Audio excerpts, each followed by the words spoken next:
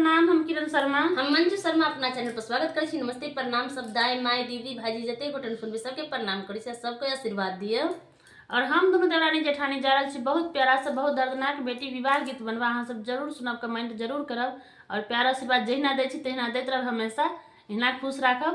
और कि हमरा सबके और मन लगे गीत बनाबे में, अहाँ सबके प्यार आशीर्वाद से जते देवी तते गीत बनाबे के हमरो सबके मन करते। बहुत प्यारा सा गीत छै, पुराना जमाना के, जब दाई जरूर चाची सुनब गाबै आ छथिन। जरूर कमेंट करब आ गीत केहन लागल से कहब। चढ़ीते बैसख बायो बाबा जुनी करौ मोर बियाह,